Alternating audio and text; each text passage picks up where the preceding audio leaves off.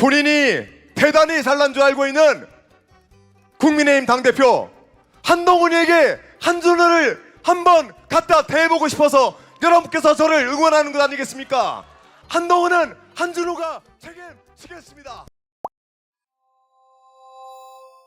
안녕하세요. 메디치 미디어 시청자 여러분. 예, 박지원의 식탁 8월 7일입니다. 시작합니다. 우리 박 의원님 나오셨습니다. 안녕하세요. 네, 안녕하세요. 네. 김현정 대표 어디 갔어요? 오늘 땜빵이 나온 거예요? 네, 땜빵입니다. 여러분 놀라지 마세요. 저도 메디치 미디어 유튜브 식구고요. 예, 뭐 골고루 보셨으면 저 알죠. 신혜선의 식탁 꽤 많이 진행하는데. 예, 어쨌든 김현정 대표는 윤석열 대통령하고 함께 네. 시장 격리시켜요. 격리 한 이틀 끝나면 돼요. 네, 지금 그래요. 코로나가 두 번째 걸리셔서 오늘 나오시겠다는 거를 저희 직원들이 다 뜯어 말렸습니다. 우리 박지원 의원님의 건강을 지켜드려야 되기 때문에 예. 제가 걸리면 바이든입니다. 네. 자, 오늘 박식탁에도 또 귀한 분을 모셨어요. 이게 7번째 최고위원 이분을 제가 못 모시면 저희 이거 좀 불공정하다 요 혼날까봐 걱정했는데 시간을 내주셨습니다. 한준호 의원님 나오셨습니다. 네, 반갑습니다. 어서오세요. 환영합니다. 제가 목 상태가 안 좋아가지고 네, 지금 네. 목이 좀 쉬어 있는 상태입니다. 열심히 하고 있다는 증거. 한준호 의원은 MBC 아나운서 출신으로 MBC 노조에서 네. 방송 중립화를 위해서 엄청나게 투쟁하신 분이에요. 네, 네. 그런데 우리 국회에 가면은 야권의 두 가지를 조심해라 하는 게 있어요.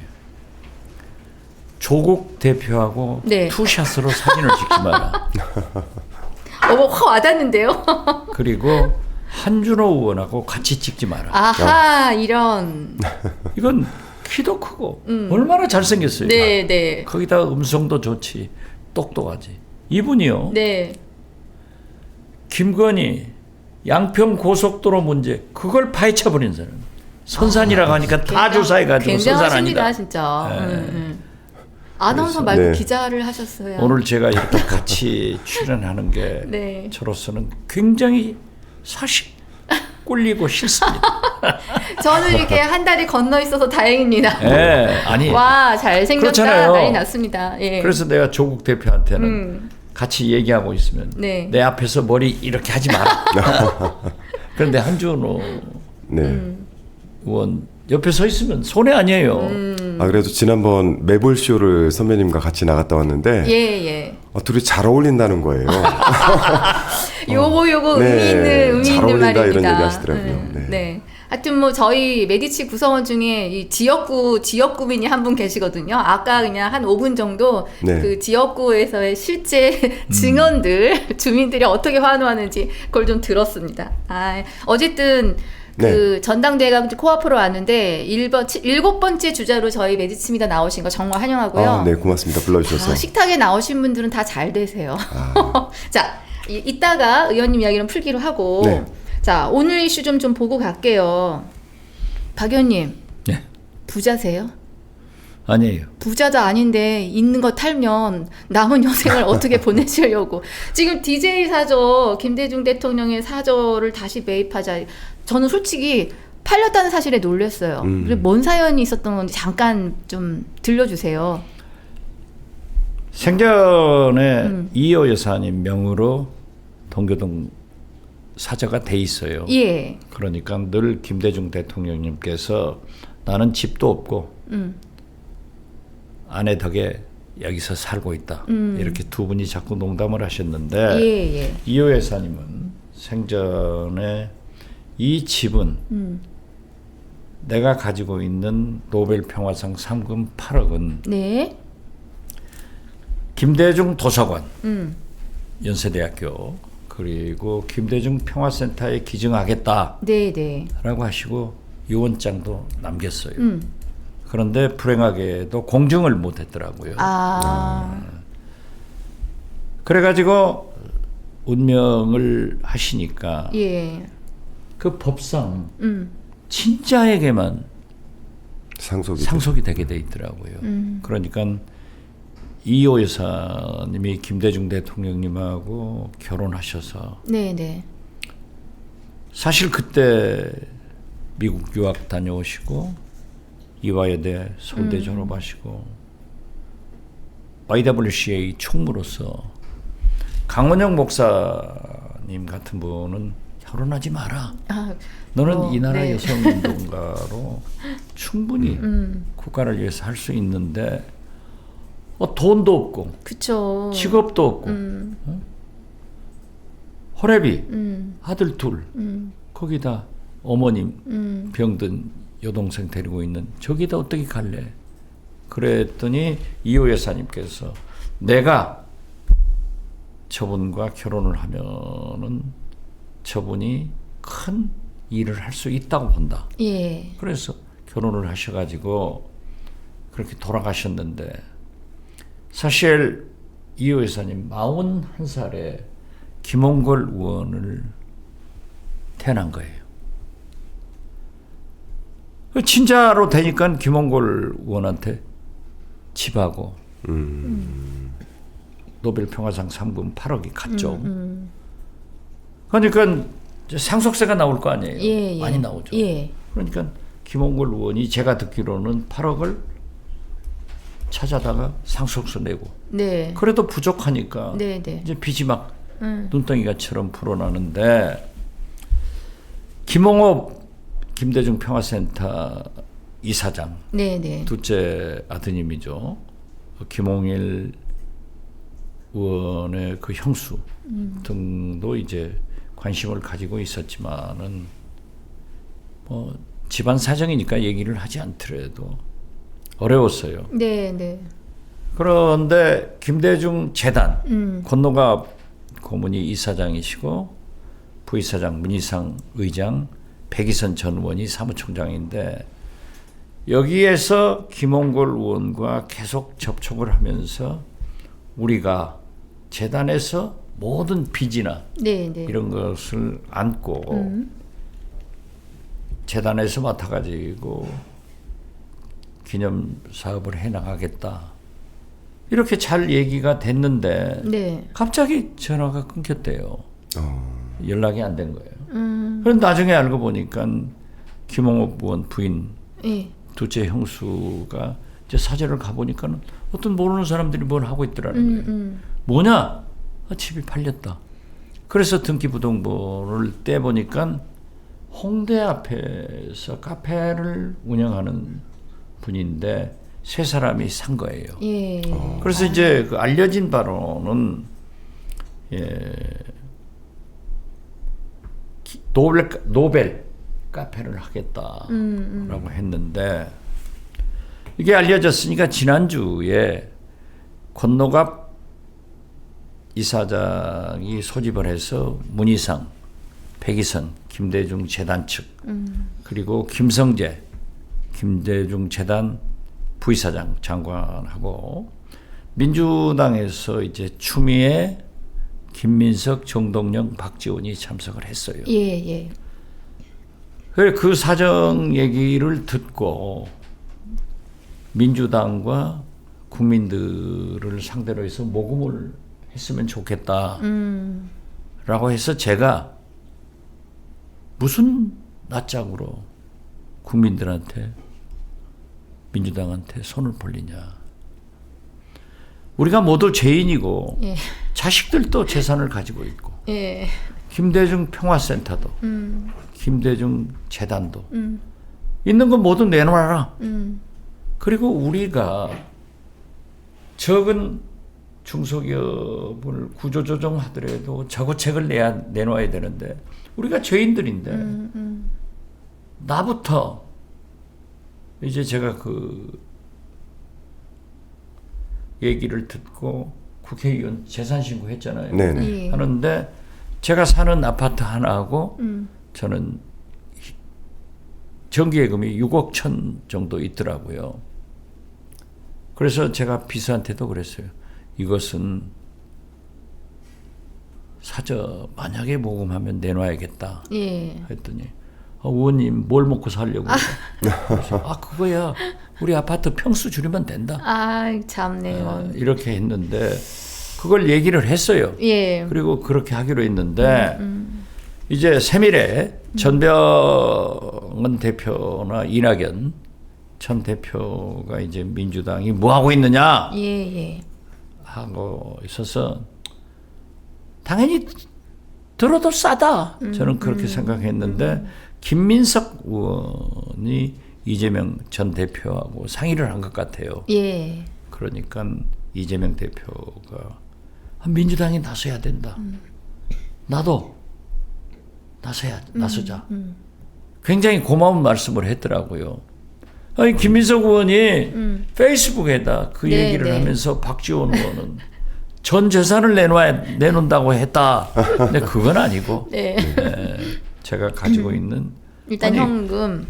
우리가 재산 신고를 하면은 국민들이 볼 거 아니에요. 내 사는 아파트에 어쩔 수 없다 하더라도 거기에 6억 천이 기록돼 있으면 네. 아니 김대중 대통령 비서실장은 정기예금 6억 천도 가지고 있으면서 무슨 국민하고 당한테 요구하냐. 이건 말도 안 될 것 같아요. 그래서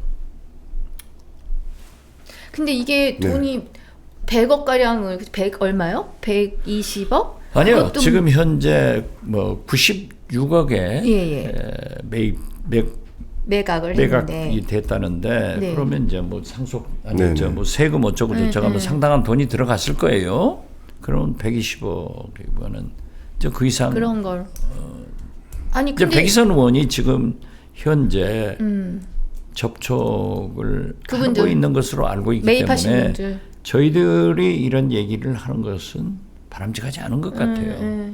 그래서 뭐 오늘 아침에도 뉴스공장에서 똑같은 얘기를 했지만은 뭐 여러 언론사에서 방송사에서 인터뷰하자고 물어본다 해서 이거 가지고 내가 무슨 얘기할 게 뭐 있냐. 네. 그래서 사죄를 했습니다. 그러셨군요. 이게 어쨌든 사적 계약의 영역으로 넘어간 이슈라 네. 사실 조금 부담스러워요. 그분들도 개인의 또 생각이 있으신데 조용하게 잘 정리가 될 수 있도록 하고 대신에 마음을 모으는 거를 좀 조용히 이렇게 몸으로 보여줘야 되는 건 좀 필요하겠다. 조금 이런. 다른 얘기긴 한데 네. 김대중 전 대통령님의 사저가 예. 저희 고양시에도 있습니다. 일산에. 일산에. 근데 그 사저 같은 경우에는 고양시장을 저희 민주당 쪽에서 할 때 사저를 매입을 했어요. 그 사저를 매입을 해서 시민들에게 이제 그 개방하고. 여는 공간으로 도서관으로 예. 저희가 개방을 했는데 지금 현재는 국민의힘 쪽으로 시장이 넘어가고 나서 네. 운영비도 다 없애고 사저를 약간 폐쇄를 시켜놓은 아이고. 상태인데 이게 지금 김대중 전 대통령님의 아무튼 거기서 대통령이 되셨거든요. 그래서 지금 동교동도 마찬가지고 일산도 마찬가지고 지금 사저가 좀 다 문제가 되는 것 같습니다. 올해 거기도- 특히나 지금 탄신 100주년인데. 그러니까요. 거기도 전 시장 이재준 이재준 시장. 예. 민주당 시장이 매입을 해서 좋게 꾸며가지고 직원을 상주시켜서 소위 오픈을 하니까 많은 관광객들이 다녀갔어요. 그렇죠. 저도 이제 국정원장 할 때도 가보았고 예. 이제 그런데 지금 국민의힘 시장이 당선돼가지고 닫아버렸어요. 그래서 제가 한번 가겠다. 한번 열어주더라고요. 진짜 피눈물 나더라고요. 그렇지만은 거기는 고양시 소유로 돼 있기 때문에 언젠가는 그쵸. 시소유니까. 다시 열 수 있다. 그러니까 했는데 동교동은 개인한테 매각돼 버렸으면은 거기가 어떻게 커피숍으로 돼서 되겠느냐. 그렇죠. 앞에 노벨자를 붙인다고 해서 그게. 저 근데 약간 여기서 자, 진짜 눈물이 날 정도. 네네. 엉뚱한 네. 생각이 드는데 의원님. 이게 아무튼 저희들이 죄인이고 잘못됐기 때문에 조용히 좀 지켜봐 주시면은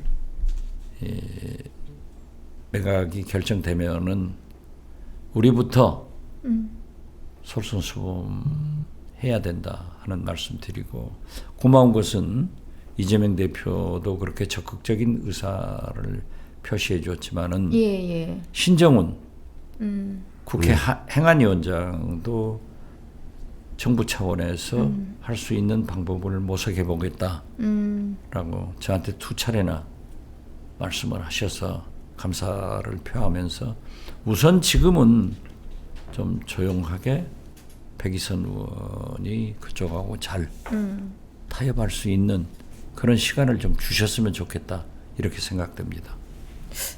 오세훈 서울시장은 통 크게 뭐 좀 안 도와주시려나? 고양시장.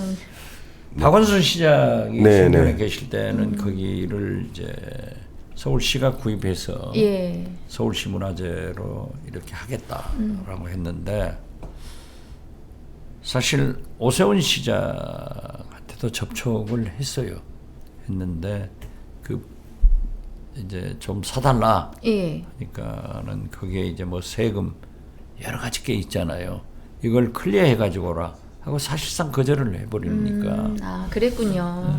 진척이 안 되는. 그랬군요. 어쨌건 우리가 잘못이죠. 예. 그래서 18일 날 서거 15주기인데 그렇죠. 또 김대중 대통령 탄생 100주년인데 저도 15주기 추모식에 갈 수 있을까 하는 생각이 되네요.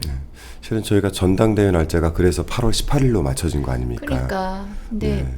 아, 좀 진짜 안타깝네. 그것도 그 세밀에서 네네. 비난하던데 예. 18일로 결정된 것은 김윤덕 우리 사무총장하고 저하고 얘기를 했어요. 얘기를 해서 도저히 이 민주당에서 전당대 장소가 없대요. 거기를 결정을 했지만은 오후 2시예요. 예. 그렇기 때문에 오전 10시에 추모식이 있고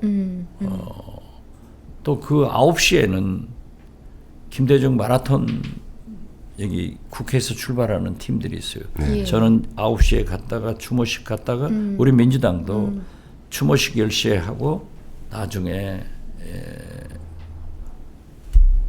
전당대 하면 되거든요. 네. 그리고 김덕 총장의 말씀에 의하면은 거기에 추모할 수 있는 그런 장소도 만든다. 그렇게 했으니까 그 오해 안 하셨으면 좋겠어요. 예, 네. 뭐 지금 전후 사정의 맥락을 다 들었으니까 이미 벌어진 일은 벌어진 일이고 조용히 잘 수습이 빨리 되기를 의원님 힘내십시오. 예? 예. 예. 자, 좀 사저 이야기가 워낙 커서 시간 많이 갔어요. 요거 뉴스 하나만 더 보고 우리 최고위원 후보님 오셨으니까 그 아침 뉴스에요. 며칠 전에 사실은 나왔는데 이게 뭐 부활한 사찰공화국 이래서 이제 통신 관련된 조회를 한 게 8,700명? 근데 여기 민주당 현역 의원이 거의 지금 130명이 넘게 네, 거의 다 포함됐다고 보면 되고요. 그렇죠. 그리고 저희 의원실 같은 경우는 보좌진들까지도 다 포함이 됐습니다. 도대체 뭘 보려고 그러는 거예요? 그러니까 저희 의원실은 서울 양평간 고속도로 김건희 일가 땅 이거를 저희 의원실이 파헤쳤잖아요. 와우. 저희 의원실에 가면은 예. 김건희 그 일가의 가계도가에 그려져 네, 있습니다. 네, 네. 가계도가 저희 쫙 붙어 있는데 그래서 뭐 저희 그 핵심적으로 일을 했던 보좌진들은 이번에 사찰 대상에 다 포함됐습니다. 어디 당에도 싸. 김건희 대통령 문제를 다루면 안 되지. 차라리 윤석열 영분한 문제를 다뤄야지. 아니 저희가 의원님 저는 진짜 시계가 네. 쌍팔년도로 돌아간 것 같아요. 그래서 저희가 국회가 사실 행정기관, 행정부를 이렇게 견제하는 기능도 좀 있지 않습니까? 그러니까 잘못했으면 잘못했다고 지적을 해줘야 돼서 네. 그것을 파헤쳐 들어가고 네네. 뭐 검토를 하고 하면은 요즘은 압수수색을 감수를 하고 진행을 해야 되는 거예요. 네네. 그러니까 저희가 2022년 10월 국감 때 처음으로 이제 그 양평군에 있는 병산이 김건희 일가 땅을 파헤쳤을 때도 네네. 대통령실에서 나온 입장문이 거짓말이었던 게 1년 뒤에 밝혀져요. 그러니까 그곳은 선산이었고 네네. 일부 형질 변경을 선산 관리를 위해서 했다.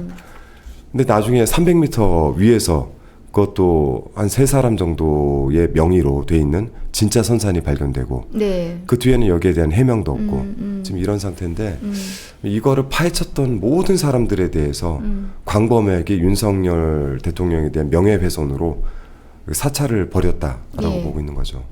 그 뭐 대응 방법이 없나요, 의원님? 이게 저는 윤석열 정권이 완전히 네. 박정희 전두환 시대로 넘어갔다. 역사를 퇴행시키고 역행하고 있는 거예요. 네, 네. 그것도 중요하지만은 지금 댓글에 네. 한준호 의원 후원에 깡통이래요. 돈이 없대요. 아, 진짜요? 네, 그래서 왜 어쩌다가? 지금 이 거기에 후원 계좌 이름이 나오니까 네, 네. 후원 좀 하십시오. 예. 아이고, 후원 계좌 감사합니다. 지금 농협 예, 공개하셨습니다. 네. 좀 도와주시고 예. 저도 하려고 하는데 저는 이제 이미 차버렸습니다. 그래서 못하고 좀 하십시오. 어떻게 됐든 그렇게 양평고속도로 문제 등 집요하게 한준 의원이 처음으로 파헤쳐가지고 상임위에서 질문을 해서 이게 폭로가 된 폭로가 거예요. 됐는데. 그렇기 때문에 당연히 통신조회에서 사찰 받아야죠. 저같이 아무것도 안 한 사람도 저 핸드폰이 몇 번이나 검찰에 휴가 갔다 오고. 그렇죠. 이건 우리는 할 필요도 없는 게 이게 포렌식 하면서 변호사 입회하에서 거기다 전원은 압수수색 당하잖아요. 그러면은 그 부분만 보게 돼 있는데 네. 우리 없는 사이에 검찰에서는 이거 싹 복사를 해놓은데요. 네, 이것이 문제가 됐잖아요. 네. 지난번에 이진동 기자가 또 폭로했죠. 그렇죠. 그래서 나한테도 그래서 하라고 그래라. 뭐. 언제 무슨 그거 걱정 없어요. 그러나 왜 윤석열, 김건희, 최상병 특검의 필요성이나 김건희 특검의 필요성이 여기에서 나온다고요. 자기들 건 안 하잖아. 네. 네. 이것이 공정관 상식에 어긋나고 법은 만인 앞에 평등한 게 아니라 네. 김건희 대통령, 윤석열 영분하면 안 하니까 우리 민주당이 불만을 갖는 거예요. 그럼 또 국민의힘 모 의원은 합법적이다. 예. 합법적 좋아요. 그러면 거기도 해야지. 그러면 그 합법적이라고는 하지만 제가 보니까는 통보 기간도 자의적으로 해석해서 네네. 그게 6개월 있다가 1개월을 더 맞습니다. 연장해서 7개월 만에 그걸 1월 정도 했던 것을 지금 이제 지금 통보를 이제야. 한 거죠. 네. 이제 이 은행 계좌 조회나 통신 조회를 하면은 6개월 후에 네. 본인들한테 통보해주게 돼 있어요. 법상. 맞아요. 예. 그러니까 오는 거예요. 그래도 통보도 안 하고 하는 게 많아요. 네네. 뭐 저도 계좌 조회도 받은 것 같고. 네. 뭐 근데 그거 두렵다고 못 하실 건 아니고 그냥 그럼요. 뭐 다 까인다고 생각하고 그냥 사실 뒤져도 나올 게 별로 없어요. 네, 네. 그건 한준호를 모르고 하는 거예요. 더 강해져가지고 세게. 해요. 그러니까 저는 재산도 21대 국회에서 하위 5위입니다. 그래서 뭐 뒤져봐야 나올 것도 없습니다. 알겠습니다. 네. 자, 우리 한준 의원님. 자, 전당대회 이야기 해볼게요. 이제 슬슬 이제 막판으로 갑니다. 10하루 남았어요. 서울로 올라오는 차례인데, 와우, 전북에서 지금 한 건 하셨습니다. 그러니까 제가 그 첫 주를 제외하고는 예. 한 3등 정도를 유지를 했어요. 그 부산, 경남 3등을 했고 이제 호남에 오면서 광주, 전남 3등을 했고 네, 네. 전라북도에서만 1등을 한 1등. 겁니다. 네. 아니, 근데 전라북도 전주 출신이에요.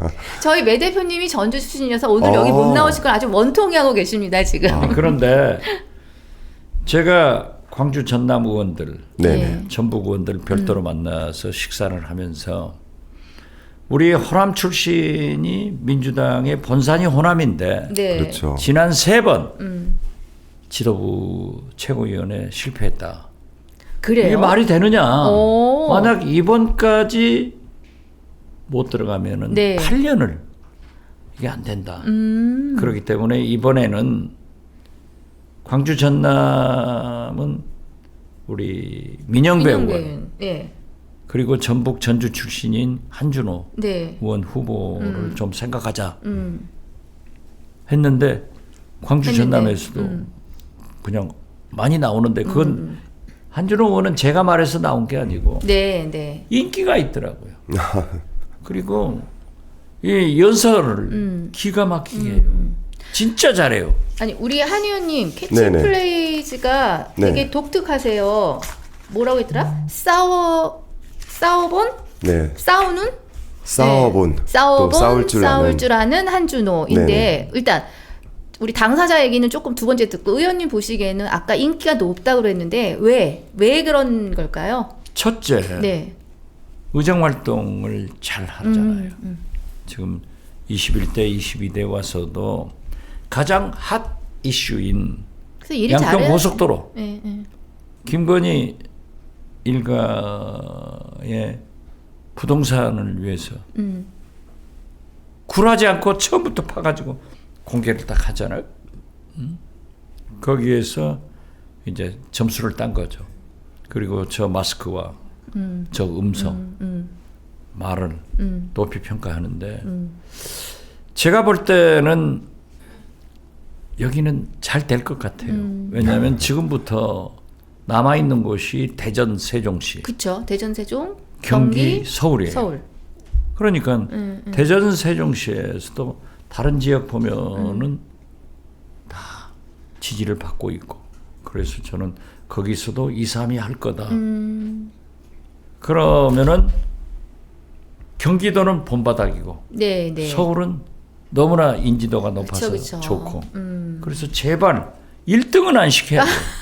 1등 하실 것 같은데? 아니 그러면 안 돼요. 그러면 안 돼요? 1등은 네. 민주당과 네. 이재명 대표를 위해서 경륜이 모든 것을 갖춘 김민석 의원이 1등을 해야 돼요. 그리고 지금 현재 1등 하다가 2등 하는 정봉주 의원은 네.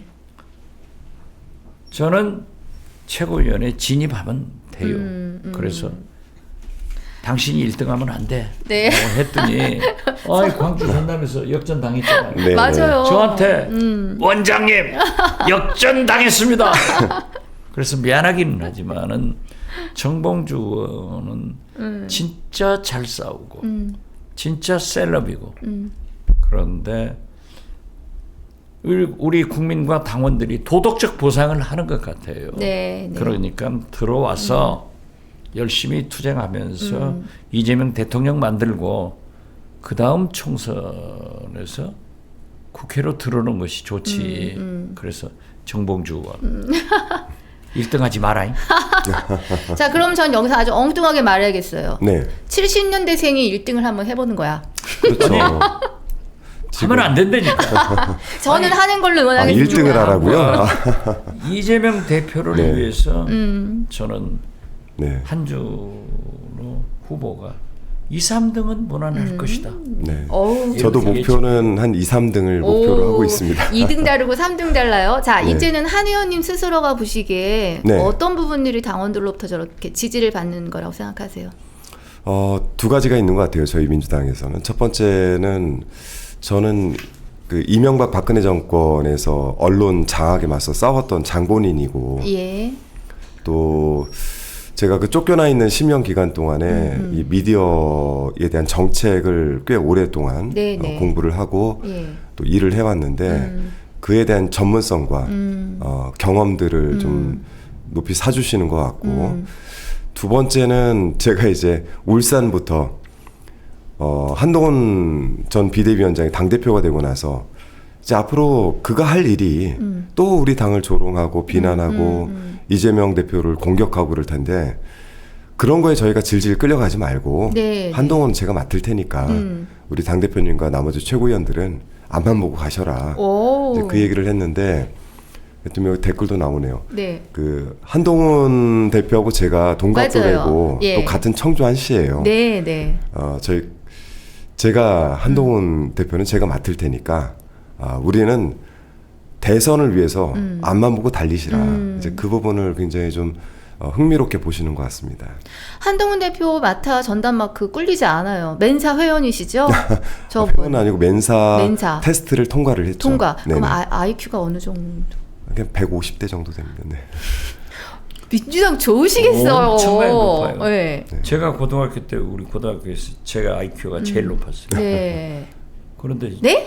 족보를 못 내는 거죠. 와, 대단해. 그뿐만 네네.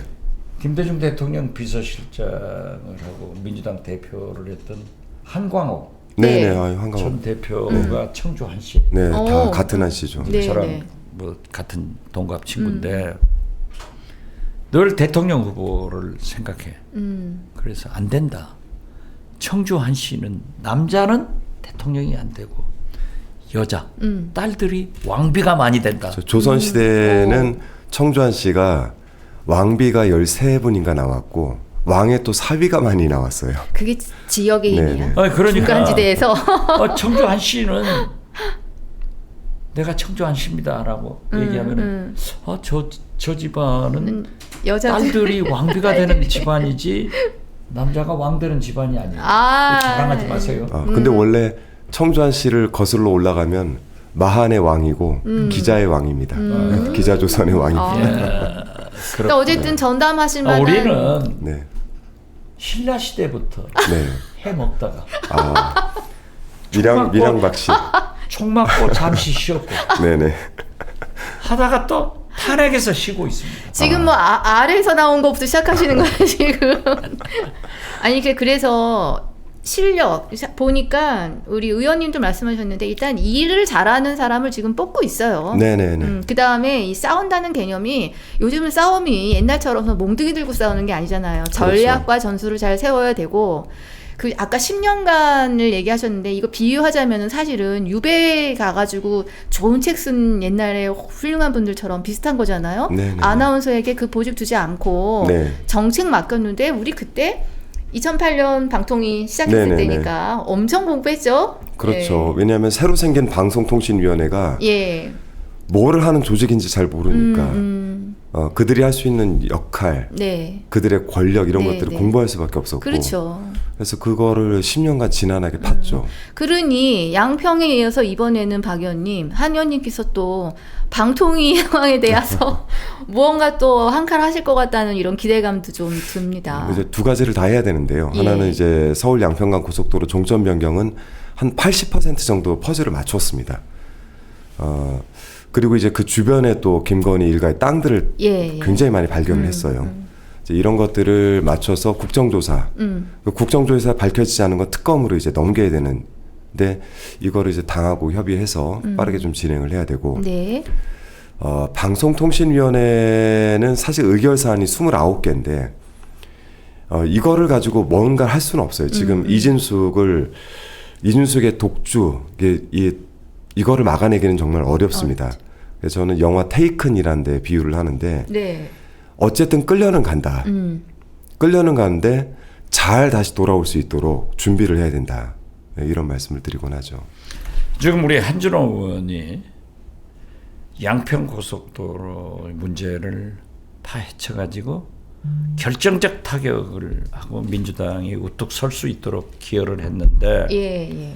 지금 언론 MBC 노조면은 얼마나 강성으로 잘 싸웠어요.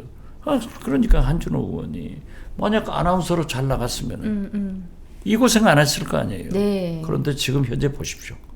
사도광산 네. 처리를 하는 거 보면은 진짜 이건 말도 안 되잖아요. 그런데 모두 윤석열 정부가 극우로 가고 있어요.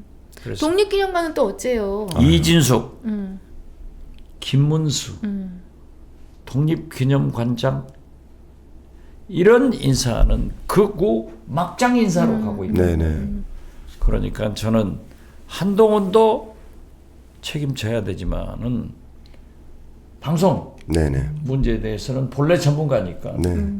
진짜 몸을 던져서 생명을 바쳐서 네. 이준숙 타도해야 돼. 그렇죠. 뭐 이준숙은 사실 저 그룹 중에서는 피렘입니다. 근데 어떤 사람들이 더 나올? 제가 예. 지난 방송 사법을 제가 대표 발의했는데 그래서 민주당의 첫 필리버스터 주자로 나갔어요. 예. 제가 이제 필리버스터를 하다가 아니 어디서 이런 사람들만 데려오느냐 그랬더니 국민의힘 쪽에서 저희도 사람 찾기 힘들어요 그러더라고요. 현장에서요? 네, 현장에서. 그래서 잠깐 좀 웃음이 좀 나왔는데 예. 본인들도 저런 사람들을 어디서 이렇게 데려오는지 막 국민의힘 의원들도 보면서 야 진짜 우리가 봐도 이거는 좀 지나치다 이런 생각들이 있는 것 같아요. 이게 극우 막장 인사예요. 아, 진짜 왜 그러는 걸까요? 어떻게 됐든 질문이 좀 저는 웃기지만. 네. 우리 민주당 이렇게 국회에 와서 들어보니까 초재선 의원들이 참 훌륭한 사람들이 많아요. 아, 저 사람은 뭐가 되겠다 네, 네. 하는 사람인데 그 중에 우리 한준호 의원이 우뚝 서고 있더라고요. 그런데 모두에도 제가 말씀드렸지만은 연설 만약 이걸 편집한다고 하면은요. 네. 한동훈 후보가 광주에서 전남에서 어디에 있는지 연설한 그 영상을 조금만 넣어보세요. 아, 확 달라져서 그런다고 1등하면 안 된다고 경고를 하면서 네. 저는 물러갈게요. 아, 그러면 우리 박 의원님 계시는 자리에서 한 의원님 네네. 연설해 오신 거 한 달만 지금 기억나시는 거 여기서 한번 해주십시오. 저희가 여기서요? 영상 편집하지 말고 라이브니까. 예. 라이브 하면 네, 좋죠. 자, 우리 당원 동지 여러분들께 한 말씀. 갑자기 갑자기 우리는 목이 이렇게 다 아, 쉬어있는데. 예, 예. 네, 그냥 좀 조용하게 말씀을 네, 드리겠습니다. 우리 민주당이 총선을 통해서 그 국민의 민심을 얻었다고 저는 생각하지 않습니다. 다만 대한 당으로서 이 민주당에게 주어진 과제가 있다고 생각을 하는데 그 과제는 결국 윤석열 정부 여기를 빨리 끝장내고 4기 민정부를 만들어야 된다라는 국민들의 열망이 담겨 있는 것 같습니다. 근데 이 길을 가기 위해선 두 가지 저희에게 과제가 있는데 하나가 검찰을 개혁하는 것이고 하나는 이 기울어진 운동장 언론을 개혁하는 것인데 이 언론 개혁을 위해서 저 싸워본 한준호가 그 선봉에 서겠다라는 말씀드리고 꼭 저를 최고위에 당선시켜 주셔서 그 선봉에서 싸울 수 있게 기회를 주시기 바랍니다. 뭐 이런 정도의 주제로 연설을 아, 해봤습니다. 네. 지금 아무런 준비 안 드리고 그렇죠. 바로 시켰는데 대단하시네요. 아, 제 눈에 띄었다. 아, 정치 구단 눈에 띄었다. 이게 보장이에요. 네, 네. 그러나 국민 여러분, 당원 여러분, 절대 1등을 시켜서는 안 됩니다. 저도 부담스럽습니다. 저도 부담스럽습니다. 1등은 시키지 말고. 아, 현재 동접자가 지금 380명. 훌륭합니다. 박 의원님, 다음 주 8월 14일 광복절 전날이에요. 그때까지는 조금 또 중요한 이슈들이 조금 해결되고 많이 있겠죠. 네, 그래서 진전됐으면 저는 좋겠습니다. 무엇보다도 윤석열, 김건희 대통령 네 분을 정치권에서 버리자. 네. 그리고 이재명 대표가 8월 18일 당선되면은 해결하고 풀어가는 정치를 하자. 네. 그래서 이번에 나타난 게 이수견 대법과 인준을 처음에는 안 한다고 했다가 네, 네. 했잖아요. 그리고 지금 최상병 특검 문제를 이재명 대표가 한준호, 네. 한동훈. 한두구지? 한동훈. 그 국민의힘 대표하고 만나서 저는 접점을 찾아서 이재명 대표는 풀고 네. 해결하는 그러한 정치를 윤석열 대통령은 정치 시장 격리를 시켜버리고 두 분이 했으면 좋겠다. 네. 그런 말씀을 드리면서 정치 시장에서 격리해야 될 인물. 오늘 정치구단 박 갈 의원님께서 테니까 찍고 가셨습니다. 두 분이 말씀하십시오. 예. 제가 있으면 더 방해가 될 것 같아요. 저 의원님 멀리 안 나갑니다. 네. 예, 다음 감사합니다. 주에 뵐게요. 이러세요. 네. 네. 감사합니다. 오케이. 네. 저는 앉아서. 김 대표한테 빨리 코로나 나으라고. 네, 알겠습니다. 의원님 일로 오십시오. 네네. 예. 제 차례다. 네. 아이고 서시니까 난 일어서지 말아야 되겠어. 키 차이가 이만큼 날 것 같아. 네. 자, 우리 드디어 한준호 의원님하고 오붓하게 20분간 이야기를 좀 해볼게요. 네. 지금 지지자분들이 엄청 지금 왜 한 의원님 얘기 안 하시냐고 지금 난리가 났는데. 그래도 박지원 선배님 이야기를 듣다 보면은 이게 뭐랄까요, 그 재미가 있어요. 네, 그럼요. 재미있어야 잔잔한 돼요. 재미가 있고, 네. 아 저런 일이 있었구나. 저희가 주로 볼 수 있는 건 책이나 아니면 뭐 검색을 통해서 볼 수 있는데 오늘 들은 얘기도 저는 처음 듣는 이야기들이 꽤 많거든요. 네, 네. 그런 점이 참 좋습니다. 사실 방송 시작 전에 그렇게 차담으로 한 5분, 10분 이야기를 나눌 때 그때 사실은 속 얘기 엄청 얘기하시는데 그래도 메디치 미디어 유튜브가 조금 달라요. 네. 여기 그 좀 요새 표현으로 괜히 좀 진지한 척하는 동네라 말씀 좀 가려하시고 그러십니다. 네. 자, 너무 반듯한 우리 한준호 의원님 나오셨습니다. 일단 최고의 목소리까지 지금 쉬고 계시는데 네, 목소리가 쉬어서 이게 잘 낫질 않네요. 네. 시청자 여러분께 한번 다시 인사해 주세요. 네. 어느 카메라인가 모르겠는데. 네. 이거 반갑습니다. 예. 이번 최고위원의 기호 7번으로 출마를 한 한준호입니다. 저는 21대 국회의원 생활을 하면서 초선 때는 좀 그런 생각이 있었어요. 초선이고 정치를 시작한 지 얼마 되지 않기 때문에 가급적이면 일로 성과를 내고 방송에 나가서 저의 아직 그 연결지 않은 그런 생각들로 정치인 흉내를 내지 말자 이런 생각을 좀 했었는데 20대 대선에서 이재명 대선 후보의 수행실장 그리고 원내대변인과 또 당대변인을 좀 짧게 걸치고 그 홍보위원장 그리고 이제 지난 22대 총선에선 그 경기도 총선 기획단장 등을 역임을 하면서 나름의 좀 학습이 어느 정도 좀 됐다라고 판단이 들었고 22대 국회에 들어서는 제 역할이 무엇일까 좀 고민을 했고 여러 선배님들 또 이재명 대표님과 좀 상의한 끝에 이제 지도부로 이제 당의 미래의 지도자를 육성하라는 과정 아닙니까? 이곳에 한번 도전을 해서 평가를 받아보자라는 생각에 이번 출마를 하게 됐습니다.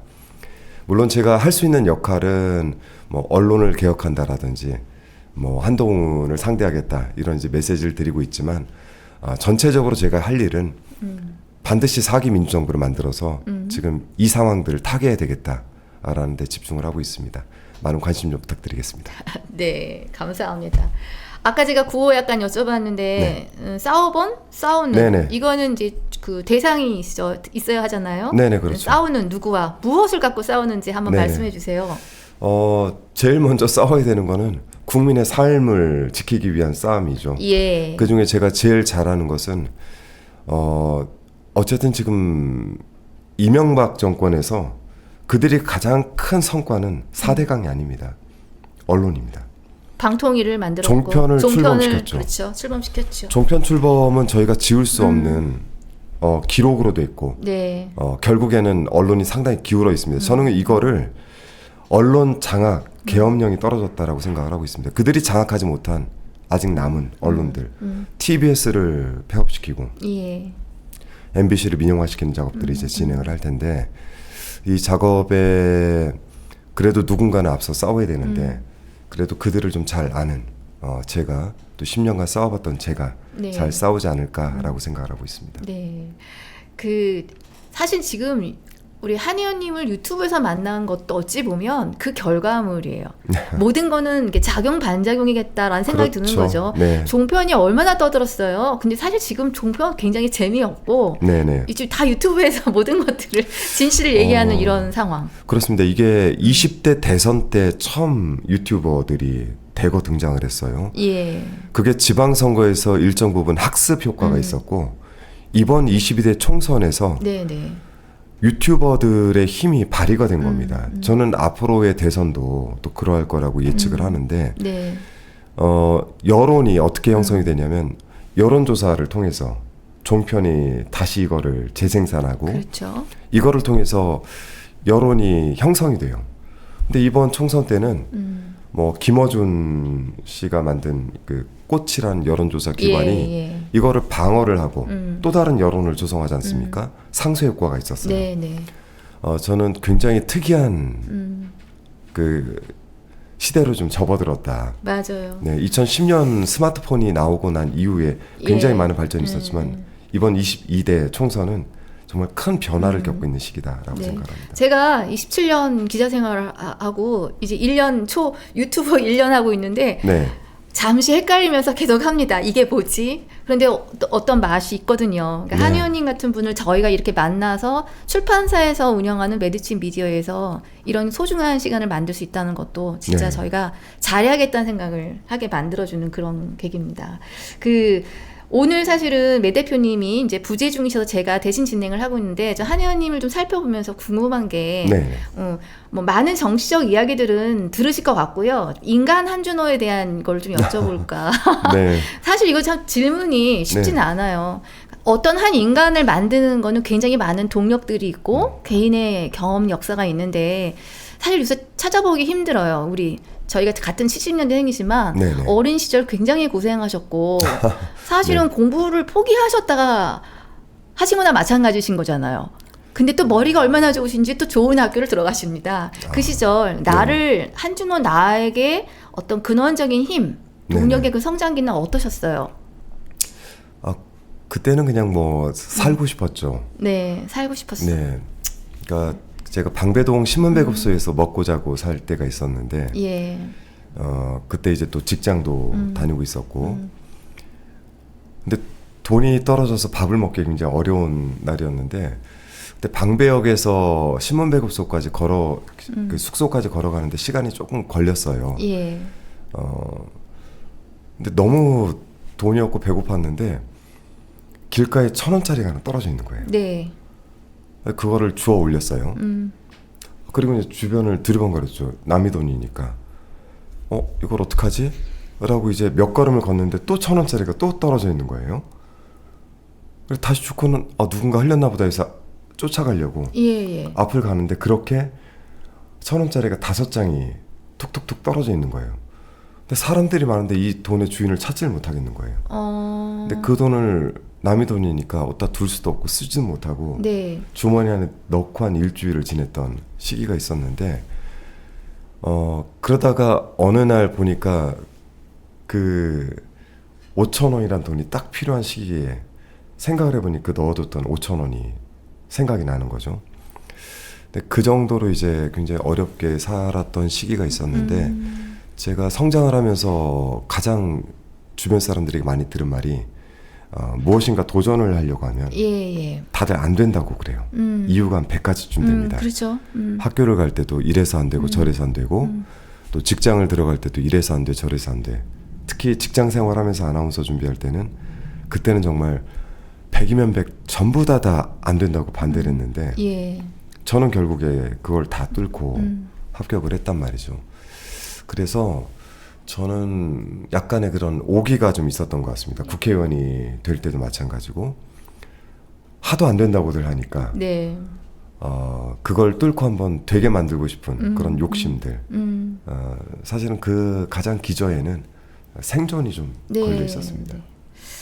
그 어느 순간부터요. 대충 사는 집에 있는 우리 사람들이 네. 다 잘해요. 네. 공부도 잘하고 운동도 잘하고 그럼요. 예체능도 잘하고 네네. 옛날에는 진짜 그래서 개천육 난다는 그 아주 그냥 옛적 얘기가 이젠 정말 함부로 사용할 수가 없는 적용 사례도 없는데 한 의원님 제가 그 이야기들을 좀 듣고 깜짝 놀랬고 지금 이런 사연은 진짜 약간 울컥한데 1,000원짜리 한 장 한 장은 혹시 누가 앞서가서 하나씩 해주신 거 아닌가? 어떻게 한 장씩 그렇지? 인생에서 도전을 하다 보니까요. 예. 꼭 필요한 시기에 꼭 필요한 도움과 꼭 필요한 시기에 꼭 필요한 사람이 나타납니다. 그럼요. 예. 네, 제가 그거를 느끼면서 늘 얘기하는 게 저는 개인적으로 그러니까 노력을 한 것도 좀 있지만 네. 노력에 비해서 큰 성공을 거둔 사례라 저는 사실 운칠 복삼이었다 인생을 그렇게 판단을 하고 저는 이게 제가 누릴 수 있는 삶이 아니라 제가 기여를 해야 되는 삶이다라고 생각을 하고 있어서 국회의원 생활하고 있지만 특별히 뭔가를 누리기보다는 오히려 일에 더 집중을 하고 예. 그렇게 살고 있습니다. 근데 또 운이 왔을 때 네. 그거를 나의 기회로 만들 수 있는 기본 실력을 또 갖추고 연마하신 결과라고 생각하고요. 자, 우리 최고위 지금 선거 치르고 계시니까 네. 사실은 국회의원 선거도 힘들지만 당 안에서 이런 선거도 굉장히 저는 아무나 경험할 수 없고 알았으면 안 했을 것 같아요. 네. 전 궁금해요. 경기도 고양시에서 출마를 해서 국회의원이 되셨는데 네. 다른 동네에 갔는데 그 당원들의 반응과 민심, 민주당을 향한 민심 어떻게 느끼시고 계세요? 우선 서울 양평간 고속도로 문제를 파헤쳤던 그 시기 때문인지 예. 그에 대한 호감도가 좀 있는 것 같고요. 제가 이제 경기도권은 좀 비슷비슷한데 네, 네. 대구 경북, 부울경, 또 호남 이런 지역을 돌면서 지역 정서와 수도권의 정서가 많이 다르다는 걸 좀 느꼈습니다. 어떻게요? 특히 대구 경북 같은 데는 원외위원장들께서 예, 예. 생활을 하고 계시는데 그렇죠. 그 지역은 당원들이 십시일반에서 이 우리 민주당을 유지하고 계시다는 거를 직접 눈으로 보고 결속력 장난 아니에요. 보통이 아니더라고요. 어렵기 때문에 진짜로 네. 저도 들은 얘기가 좀 정말 힘들게 생활하고 계시고 예, 예. 이재명 대표께서도 말씀하시는 게 있잖아요. 특별한 희생에는 특별한 혜택이 있어야 된다. 근데 저희는 또 형평성을 이야기하면서 그렇게 못 해왔거든요. 네, 네. 그래서 저는 이번에 최고위원 선거를 치르면서 그 모든 지역들에 있는 그 위원장들과 이야기를 나누며 보고 듣고 배운 게 굉장히 많습니다. 그래서 만일 최고위원이 된다면은 이런 부분에 대한 형평성이 네. 정말 형평이 아니라 네, 네. 그들의 그 고충과 노력들을 조금 더 담은 그런 형평성을 좀 만들어야 네, 되겠다는 네. 생각이 들었습니다. 그러니까 지금 아까 앞서서 우리 박 전 의원님께서 이 호남에서 최고위 선출을 해야 한다 하셨는데 네, 네. 하시는 거 맞고 대신에 된 다음에는 호남을 위한 것만이 아니라 지금 말씀하신 형평의 의미를 굉장히 네. 잘 살려서 그럼요. 해야 한다 이런 많이 놀랐어요. 이렇게 열정적인데 이러한 지원이 하나도 없다고. 이걸 이렇게 해서 생활하고 계신다고 이런 거를 느끼고 저도 대선 때 예. 어지간한 곳은 다 다녀봤는데 네, 네. 이게 후보로 가는 것과 스텝으로 가는 게 좀 다르다라는 것을 느꼈습니다. 네, 알겠습니다. 자, 또 하나는 지금 전대가 재미없다. 네, 네. 이재명 우리 후보님의 일극 체제 때문에 어쩌고 저쩌고 이런 비판 많이 나오고 투표율도 네. 저조하다 막 그러는데 그 어떻게 생각하세요? 이런 비판에 대해서? 전 두 가지가 네. 그냥 언론의 프레임이라고 봅니다. 잘 보시면 86% 정도의 지지를 받고 있는 당대표 후보는 처음이죠. 예, 그렇죠. 지난번 70.7%를 얻었을 때도 헌정사 민주당 역사상 처음이라고 했는데 지금 네, 그보다 더 높습니다. 예, 예. 그러면 일극체제라는 표현은 이거를 비판하기 위한 프레임이고 실은 이재명 대표에게 우리 당원들의 지지가 예. 결집이 된 겁니다. 그러면 이제 다른 후보께서 이야기하시는 다양성이 부족한 게 아니라 그거를 중심으로 포용성을 가지고 넓혀 나가야 되는 거죠. 네, 네. 지금 다양성보단 포용성을 이야기할 때고 또 투표율과 관련해서도 제도가 바뀌었기 때문에 단순 비교가 어려워요. 예, 예. 지금 ARS까지 포함을 하면은 제가 계산해 봤을 때 대충 35% 정도 예상이 35%. 되는데 이런 건 어때요? 2002년 비교 뭐 아직 안 끝났지만 지금은 비슷하거나 높습니다. 온라인 투표상으로 보면은 광주는 한 7.1% 포인트 정도 높고요. 예. 전남 같은 데에는 6% 포인트 정도 높습니다. 그래서 온라인 투표는 강원을 제외하고 맞아요. 강원을 제외하고는 예. 강원도도 사실 1% 포인트 미만이긴 한데 강원을 0.79. 네, 다 높습니다. 네. 그러니까 저도 지금 전당대회 투표율 자료를 어저께 좀 받아봤는데 네네. 알던 거랑 내용이 달라요. 그럼요. 다 플러스예요. 그래서 저희가 이제 바뀐 제도를 가지고 예. 단순하게 비교를 해서 낮다 이렇게 하는 프레임에 갇히지 마시고 네, 네. 온라인 투표는 높다. 전국적으로 다 높다. 두 번째는 ARS가 아직 끝나지 않았기 때문에 네. 합하면 네. 지난 전당대회보다 높을 것이다. 이렇게 판단하고 있습니다. 알겠습니다. 지금 사실은 탄핵도 그렇고 이렇게 떠오른 이슈가 너무너무 많아요. 양평 수도권도 사실 마무리가 덜 된 맞습니다. 거예요. 뭔가 이렇게 전략적 집중과 선택 그리고 힘이 좀 앞으로 가야 되는데 전대 끝나면 조금 민주당이 네네. 좀 이렇게 단일한 대우가 형성이 될까요? 지금 네. 약간 어수선한데. 이게 이렇게 보시면 돼요. 윤석열 정부하고 민주당은 치킨 게임을 하고 있습니다. 게임 이론 중에서 치킨 게임이라는 게 겁쟁이 게임이라는 건데 네. 제일 좋은 거는 그 게임에 들어가지 않는 게 제일 좋습니다. 들어간 순간에는 서로 마주보고 달려오는 차와 같아서 겁을 먹는 쪽이 피하면 지는 것이고 예. 겁을 먹지 않고 달려가는 쪽이 이기는 겁니다. 네, 네. 최악은 둘 다 겁을 먹지 않고 부딪혀서 네. 둘 다 사망하는 것이죠. 그래서 지금 게임에서 이길 수 있는 방법은 유일하게 상대를 겁먹게 하는 겁니다. 예. 근데 저는 윤석열 정부가 일부 겁을 먹었다고 봐요. 또 하나 변수가 생겼습니다. 하나는 한동훈의 등장인데 그렇죠. 한동훈은 이 치킨 게임을 말릴 수 있는 사람이에요. 그렇게 보세요. 왜냐하면 자기는 그 게임에 들어가질 못했기 때문에 나도 게임에 끼고 싶거든요. 근데 지금은 이쪽에서 치킨 게임하는 윤석열 쪽의 눈치를 좀 보는 거는 같아요. 예. 윤석열과 확실하게 선을 긋고 네. 그 게임에 참여를 하게 되면 이건 치킨 게임이 변질이 됩니다. 삼자 게임이 되는 거죠. 삼자 게임은 어떻게 변질되냐면 누가 누구와 편을 먹느냐 네. 의 게임이 되는 거예요. 그러면 한동훈은 자기가 키를 주게 되기 때문에 반드시 그 게임을 치킨 게임에서 삼자 게임으로 가져가야 돼요. 네, 네. 저희도 그거를 바라고 있죠. 그렇게 됐을 때는 예를 들어 김건희 특검, 예, 예. 그렇죠. 최혜병 특검 그렇죠. 이런 특검을 어떻게 풀어낼 수 있을지 네. 이제 저희가 해법을 찾아갈 수 있는 하나의 기회가 생기는 겁니다. 그렇게 됐을 때는 둘이 손을 잡고 하나가 죽게 되고 그리고 나서 나중에는 한동훈과 우리 이재명 대표의 싸움으로 또 변질돼요. 그때는 또 그때의 싸움이 또 있는 겁니다. 네. 알겠습니다. 뭐 이제 10하루 남은 전당대회예요. 예, 네네. 10월 남았고 이제 투표가 이제 수도권으로 쭉 올라오고 있습니다. 네. 이제 시간이 얼마 안 남아서 자, 호남 의원들 중앙에서 박전만큼 맹활약해 주세요. 정권 네네. 교체 못하면 다음에 또 싹뒤 거시기 해본다. 네. 라도 해줘. 예. 저런 협박은 즐거운 협박입니다. 좋은 네네. 약이 될 수 있는 것. 고맙습니다. 응원합니다. 아까 폭염에 조심하시라고 아마 건강 염려하는 댓글도 감사합니다. 있었던 걸로 제가 네네. 기억해요. 자, 얼마 안 남았으니까 네. 우리 최고위원 되면 나 이렇게 잘할 수 있어라고 우리 시청자분들을 네. 향해서 말씀 한번 해주십시오.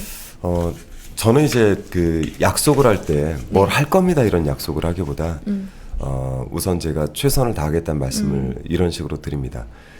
저는 이번 22대에 당선이 되면서 재선이 됐는데요. 저희 지역이 원래 200표로 지고 900표로 이기던 지역인데 제가 이번 22대 총선에서 수도권 최다득표를 했습니다. 저는 차분하게 네. 완성을 해가는 사람이라 결과로서 여러분에게 증명을 해내는 타입입니다. 서울 양평간 고속도로가 그랬고 김행 장관을 주랭랑치게 만들었던 것도 그렇습니다. 저는 이번 22대 국회에 들어오면서 저희 보좌진들에게 한 얘기가 있어요. 내게는 3선과 4선은 지금은 없다. 대선을 이기지 못하면 정치를 더 해서 무슨 의미가 있겠냐. 나의 정적 목표는 대선을 이기는 데 있다.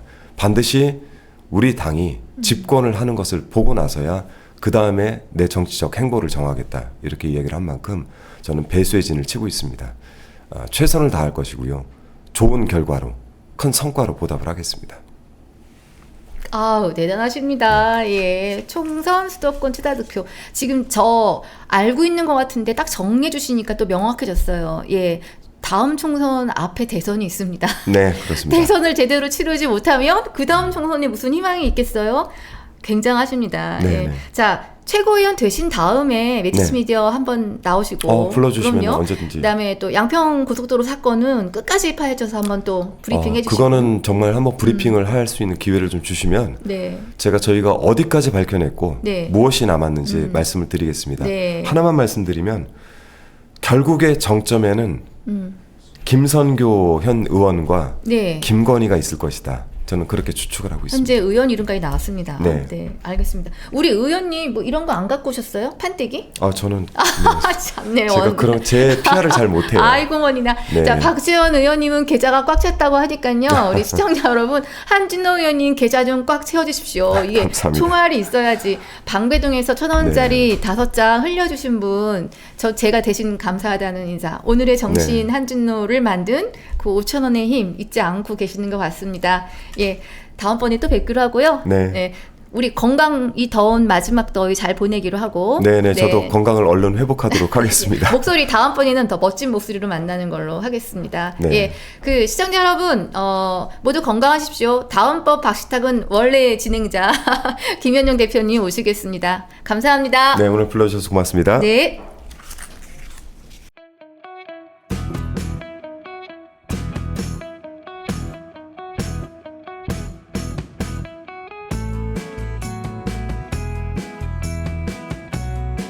조국혁신당 국회의원 김선민입니다. 월간 김선민 많은 시청과 구독 부탁드립니다.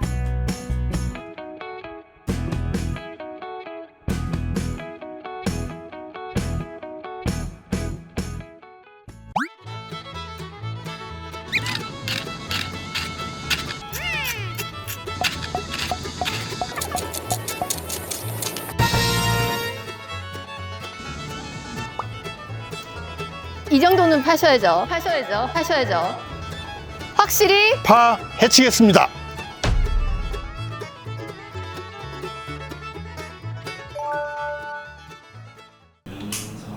윤석열 정부의 끊임없는 창고가 있으니까 이 정부가 특성이 그래요. 무한대로 제공해줘. 8시 50분부터 네. 30분 정도 매주 화요일 윤석열 정부의 경제 정책을 김영환이 탈탈 탈탈